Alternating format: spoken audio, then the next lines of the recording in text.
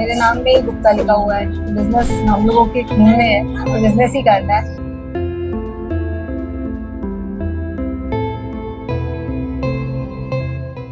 कि लोक जनशक्ति पार्टी जो चिराग पासवान जी की पार्टी है, उससे हमें प्रदेश उपाध्यक्ष बनाया गया, नियुक्त किया गया है। काम मेहनत मांगता है ना, वो जेंडर नहीं देखता है कि वो सिर्फ काम को मेल कर रहे हैं फीमेल कर रहा है। कि लोग लड़कियों को एक हंसी का पात्र बना के रखे हैं, मजा लेने का एक पात्र बना के रखे हैं। मेरे साथ जो घटना हुई है सबको पता है, लखनऊ में रात में आके मारपीट करना, जबरन गाड़ी में बैठाना। कल को मेरे साथ कुछ बड़ी घटना घट जाती।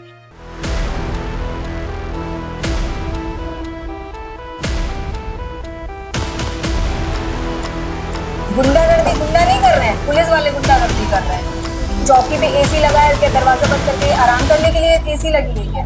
दुकानदार कोई क्रिमिनल नहीं है। माननीय मंत्री नंद गोपाल आनंदी जी को भी भेजा, सबको भेजा हुआ है। जब एक लड़की रैंप वॉक के स्टेज से उतरकर अपनी हील्स उतारकर एक चाय की शॉप संभालने आती है, तो वो चाय के साथ अपने कस्टमर्स को अपने संघर्ष की, अपने मेहनत की और अपने जज्बे की कहानी भी परोसती है।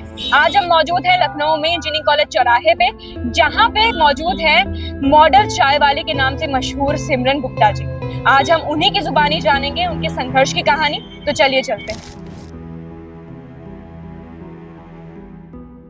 आज हम लोग मौजूद हैं सिमरन गुप्ता जी के पास, जो कि मॉडल चाय वाली के नाम से लखनऊ और देश भर में मशहूर हैं।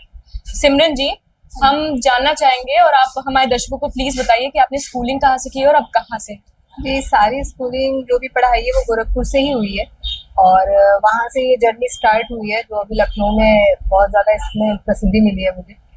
ठीक है, तो आपने क्या स्कूलिंग से ही सोच रखा था कि आपको मॉडलिंग में जाना है? देखिए, कुछ भी सोचा समझा मेरे करियर में जो भी अभी अप एंड डाउन आए हैं, वो कुछ भी सोचा समझा नहीं था। हाँ, ये था कि जैसे जैसे चीजें आती गई वैसे वैसे काम करते चले गए, और करना कुछ और था, कर रहे हैं कुछ और सोचा कुछ था, हो रहा है कुछ और।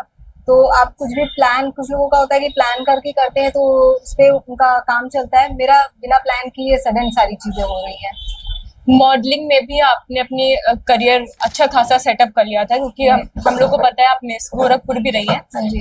तो उसके बाद आपने बिजनेस सेटअप करने का आइडिया कहाँ से आपको मिला? देखिए, मेरे नाम में ही गुप्ता लिखा हुआ है, तो बिजनेस हम लोगों के खून में है, तो बिजनेस ही करना है। तो इसीलिए जब सब तरफ ट्राई कर लिया और लगा कि ठीक है, सब चीज ट्राई कर लिया, अब कुछ और भी ट्राई करते हैं, अपना काम स्टार्ट करते हैं। तो अपना काम स्टार्ट किया, छोटे से शुरुआत की थी और उसको फिर इस लेवल तक लेकर के आए। बिजनेस सेटअप की बात आती है तो हमारे जो समाज है, सरकार है और हमारे घर वाले भी स्पेशली हैं, तो वो सोसाइटी लड़कियों को बिजनेस में जाने के लिए रोक टोक करती है, या फिर इमेज ही खराब बनी हुई है कि बिजनेस में अगर लड़कियां जाएंगी तो उनके लिए मुश्किलें हैं। तो ऐसा कोई विरोध आपको आज तक देखने को मिला अपनी लाइफ में? नहीं, कोई भी विरोध नहीं मिला। और दूसरी चीज ये कि बिजनेस करना गलत नहीं है, ना ही कोई भी प्रोफेशन गलत है। लड़कियों का बाहर निकलना ही एक तरीके से कुछ लोगों के लिए ये है कि गलत है। तो लड़कियां काम ना करें, लड़कियां घर ना चलाएं, लड़कियां कुछ आगे ना बढ़ें। लड़कियों के लिए इतनी योजनाएं निकाली जा रही हैं, लेकिन लड़कियों की योजनाएं निकाल तो रहे हैं, लेकिन उस पर काम क्या हो रहा है? इस तरीके की हरकतें हो रही हैं जो आपके सामने है। ये जो आपने नाम रखा है द मॉडल चाय वाली, तो इसके पीछे आपका क्या आइडिया रहा?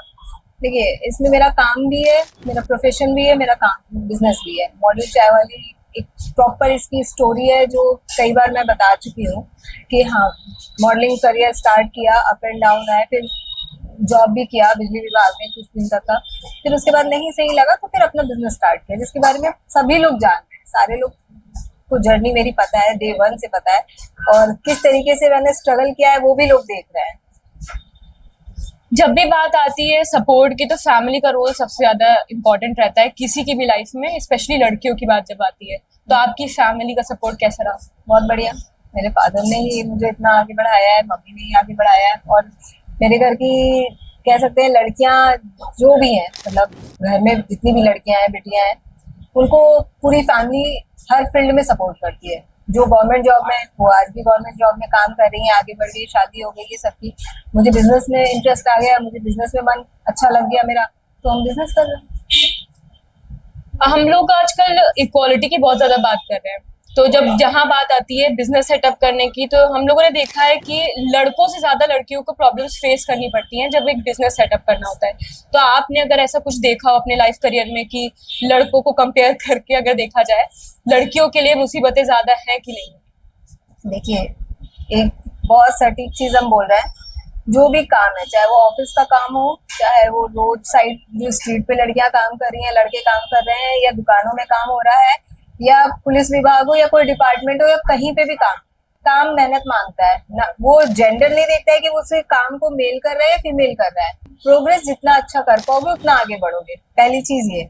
दूसरी चीज ये कि लोग लड़कियों को एक हंसी का पात्र बना के रखे हैं, मजा लेने का एक पात्र बना के रखे हैं। अगर खुले लफ्जों में कहें कि अरे मजा आएगा, इसको परेशान करते हैं, इसको तंग करते हैं, उस बीच में एक बेटी बचाओ बेटी पढ़ाओ का नारा तो लगाते हैं, लेकिन अपने घर की बेटियां हर कोई बचाता है। लेकिन अगर वही दूसरे के घर की लड़कियां अगर काम कर रही हैं तो मजा लेने का पात्र बना लेते हैं, पीछे करने का, नुकसान पहुंचाने का हर एक हथकंडा अपना लेते हैं कि किसी तरीके से इसको तंग करें, लड़की ये ज्यादा दिन टिकेगी नहीं, भाग जाएगी। अमूमन बहुत सारी लड़कियां हार भी मान लेती हैं, जो कि नहीं मानना चाहिए उनको। भाई तुम काम करने निकली हो। मेरे हिसाब से लड़कियों का ठीक है, बहुत सारी चीजें अभी चल रही हैं न्यूज में कि लड़कियों ने भी आतंक कम नहीं काटे हैं, लेकिन ऐसी लड़कियों को हम नहीं उनका पक्ष ले रहे हैं जो इस तरीके की हरकत करें। हम उन लड़कियों का पक्ष ले रहे हैं जो वाकई काम करना चाह रही हैं, जो आगे बढ़ना चाह रही हैं। तो उनके लिए जो ये इतनी फैसिलिटीज निकाली जा रही हैं, उसके हिसाब से उनको थोड़ा एक सेफ्टी भी दी जाए, और थोड़ा सा ये जो चीजें हो रही हैं उस पर रोकथाम लगे। इसमें सरकार का क्या कुछ योगदान हो सकता है, या फिर हमारी सोसाइटी को इतना जागरूक करना चाहिए? जागरूक जब तक आप खुद नहीं होंगे तब तक कोई नहीं कर सकता है।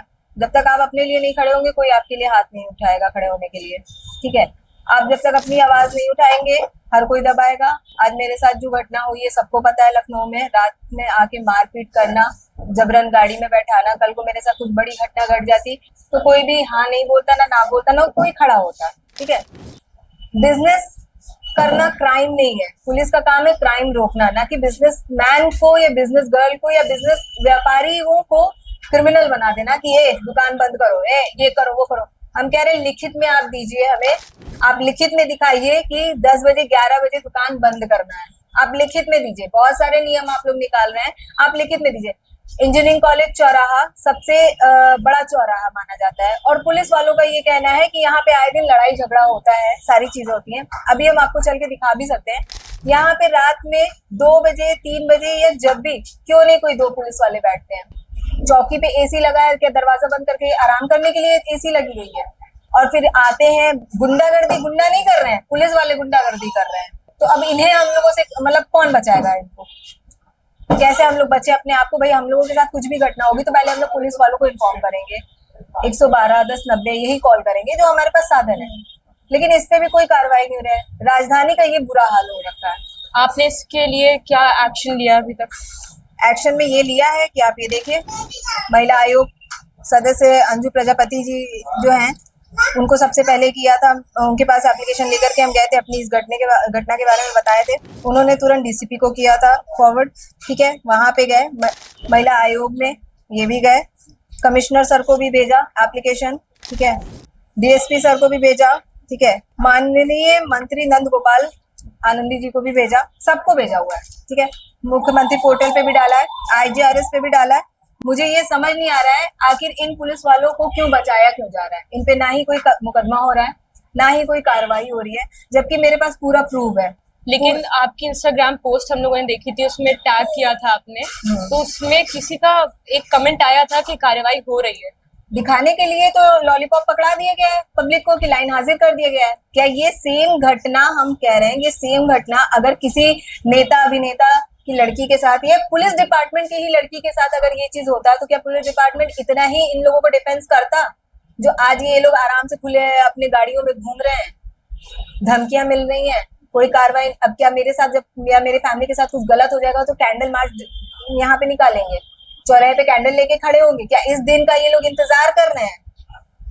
आपकी एक सोशल मीडिया पे पोस्ट देखी थी, उसमें आपने ये बोला है कि लगभग 1 साल पहले से ये लोग परेशान कर रहे थे आपको, तो तब आपने कोई एक्शन क्यों नहीं लिया? देखिए, यहाँ पे हम इतनी दूर आए हैं कमाने, अपने परिवार को सेटल करने, अपने आप को सेटल करने, अपनी लाइफस्टाइल अच्छी बनाने के लिए आए हैं, ना कि यहाँ पे हम किसी से लड़ाई करने, पॉलिटिक्स करने या मन मुटाव करने आए, परेशान करते थे, ठीक है, अवॉइड किया जाता था। अमूमन हर कोई अवॉइड करता है, यहाँ पे कोई एक व्यक्ति खड़ा नहीं हो रहा है। हम तो कह रहे हैं कि खड़ा होना चाहिए, सबको पूछना चाहिए, आप लिखित में दीजिए ना। दुकान अगर एक की बंद हो रही है तो सबकी बंद हो, क्यों सबकी खुली रहती है? हमने पोस्ट डाली है, कल रात में भी हमने अपने पेज पे डाली है कि 12 बजे के लगभग की बात है, ये 12 बजे तक सारी मार्केट खुली थी। कैसे अब कैसे खुली है? क्या वो नियम अब लागू नहीं हो रहा है? सोचने वाली बात है। सिर्फ एक व्यक्ति एक दुकानदार के लिए ये नियम है? कैसे 4 बाग खुला है?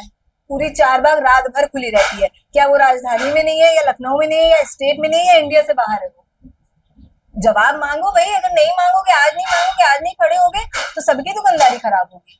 दुकानदार कोई क्रिमिनल नहीं है, उनका काम है क्राइम रोकना, ना कि दुकानदारों को प्रताड़ित करना। ये जो कर रहे हैं, ये दुकानदारों को प्रताड़ित कर रहे हैं। क्या हम लोग टैक्स नहीं भरते हैं?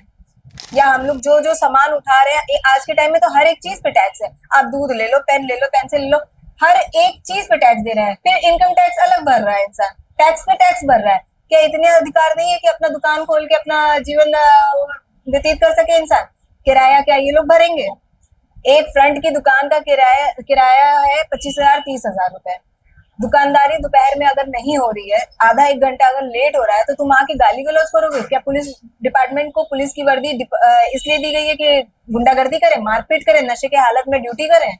ये है आज के टाइम में। हमें समझ नहीं आ रहा है, पहले के पुलिस डिपार्टमेंट में जो पुलिस लोग भर्ती होते थे, आज के टाइम में तो हर तरफ देख लीजिए, हर एक दूसरा न्यूज पे आ रहा है कि गुंडागर्दी कर रहे हैं। भाई क्या हो रहा है अपने यूपी में? क्या हो रहा है? पुलिस वाले सिर्फ गुंडागर्दी करने के लिए ही भर्ती हो रहे हैं क्या? गुंडागर्दी नहीं खत्म हो रही है, केसेस नहीं खत्म हो रहे हैं, रेप जैसे केसेस नहीं खत्म हो रहे हैं, जो बच्चों के साथ हो जा रहा है उन पे ध्यान नहीं है। लेकिन एक लड़की अगर अपने घर परिवार चलाने के लिए दुकान पे मेहनत कर रही है, उसके साथ ये लोग ये हरकत कर रहे हैं। तो उनमें और इनमें क्या फर्क है? आपकी जो वीडियो वायरल हुई 8 जून की रात की जी, उसमें कई लोगों ने आपका समर्थन भी किया, जो आपके फॉलोअर्स हैं जी, और कई लोगों ने आपको ट्रोल भी किया।